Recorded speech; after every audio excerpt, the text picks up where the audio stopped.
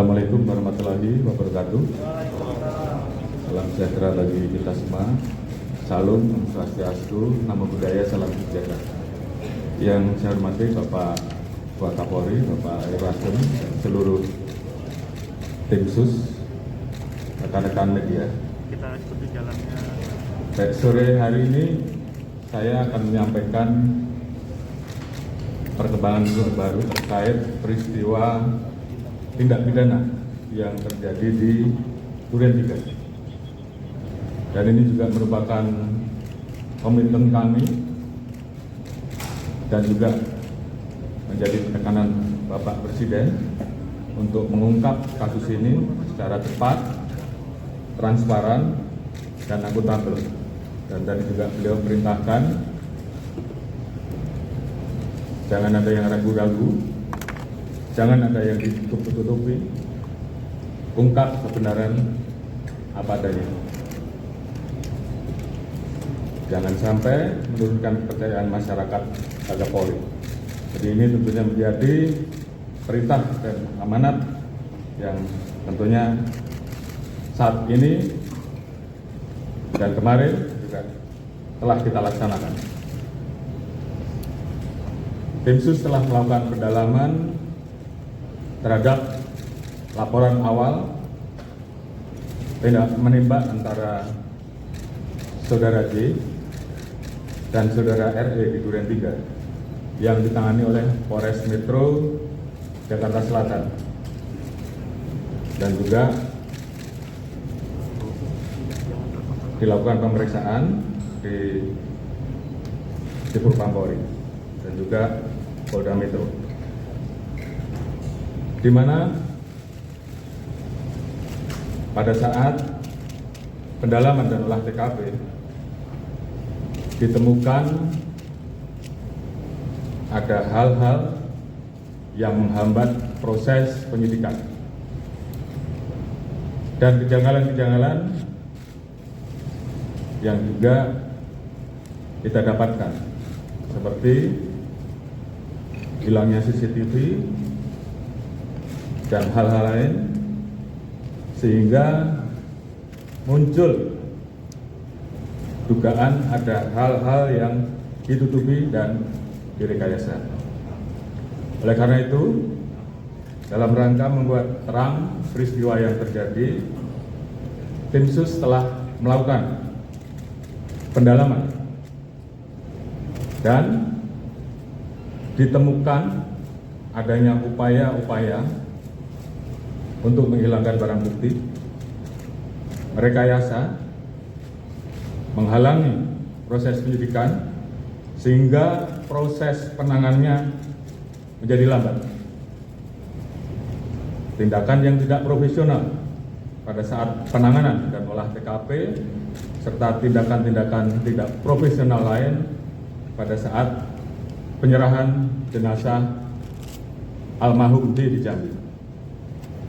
Oleh karena itu, untuk membuat terang dan menghilangkan hambatan-hambatan penyidikan, beberapa waktu yang lalu kami telah mengambil keputusan penonaktifan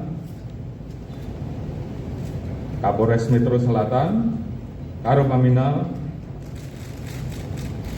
Kadif Propam Polri, Karo Provos.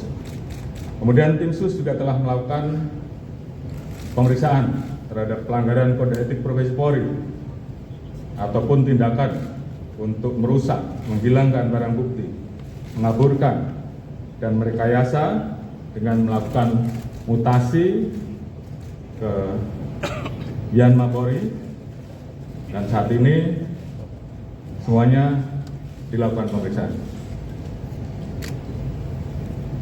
Kemarin ada 25 personil yang kita periksa dan saat ini bertambah menjadi 31 personil. Kita juga telah melakukan penempatan khusus kepada 4 personil beberapa waktu yang lalu dan saat ini bertambah menjadi 11 personil Polri, terdiri dari 1 bintang 2, 2 bintang 1, 2 kombes, 3 AKBP, 2 kompol, dan 1 AKP. Dan ini kemungkinan masih bisa bertambah. Selanjutnya, untuk menjaga transparansi dan akuntabilitas dalam penanganan kasus ini, kita telah melibatkan pihak-pihak eksternal seperti rekan-rekan di Komnas HAM yang saat ini masih terus bekerja, dan juga mitra kami di Kompolnas selaku pengawas kepolisian. Kami juga telah memberikan ruang seluas-luasnya kepada masyarakat, terutama keluarga korban, seperti beberapa waktu yang lalu, untuk kita berikan ruang otopsi ulang atau ekshumasi, dan juga melayani laporan polisi dari pihak korban. Dan tentunya ini adalah merupakan wujud transparansi yang kami lakukan. Alhamdulillah, saat ini tim sus telah mendapatkan titik terang dengan melakukan proses-proses penanganan dan pemeriksaan secara saintifik dengan melibatkan kedokteran forensik, olah TKP, dengan melibatkan tim puslapor untuk menguji balistik, mengetahui perkenaan alur dan tembakan, pendalaman terhadap CCTV dan handphone oleh puslapor, biometrik identification oleh Pusinapis, serta tindakan lain yang tentunya bersifat ilmiah. Dan juga kami menemukan persesuaian dalam pemeriksaan yang telah kita lakukan terhadap saksi-saksi yang berada di TKP, termasuk saksi-saksi lain yang terkait, juga saudara RE, saudara RR, saudara KM, saudara AR, dan saudara P, dan saudara FS. Ditemukan perkembangan baru bahwa tidak ditemukan, saya ulangi, tidak ditemukan fakta peristiwa tembak menembak seperti yang dilaporkan. Saya ulangi, tidak ditemukan fakta peristiwa tembak menembak seperti yang dilaporkan awal. Tim khusus menemukan bahwa peristiwa yang terjadi adalah peristiwa penembakan terhadap saudara J, yang mengakibatkan saudara J meninggal dunia, yang dilakukan oleh saudara RE atas perintah saudara FS. Saudara E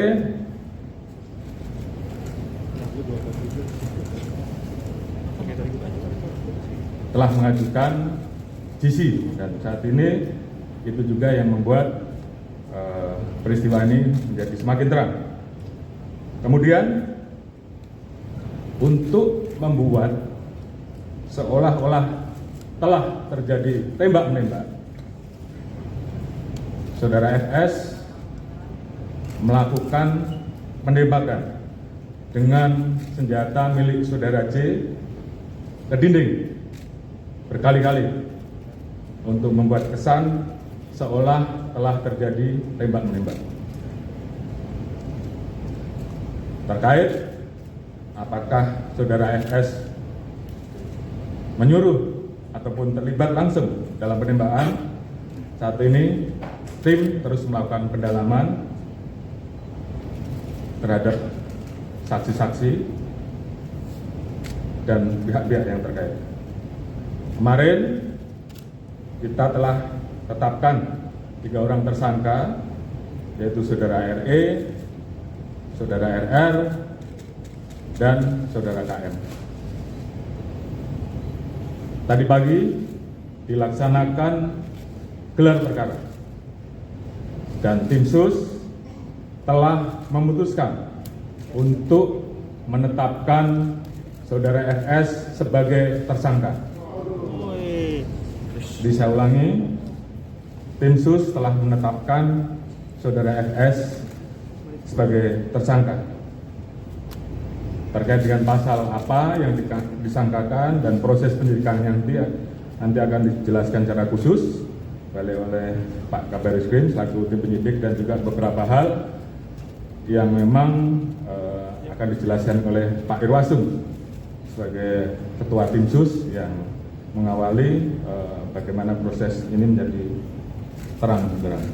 Kemudian motif atau pemicu terjadinya peristiwa penembakan tersebut saat ini tentunya sedang dilakukan pemeriksaan dan pendalaman terhadap saksi-saksi, termasuk terhadap Ibu VC.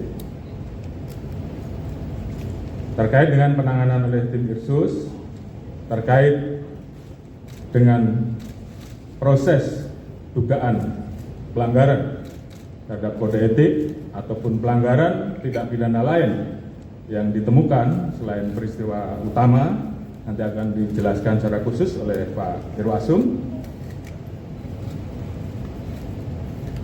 Dan juga tentunya ada beberapa proses yang akan terus kami lakukan untuk melakukan audit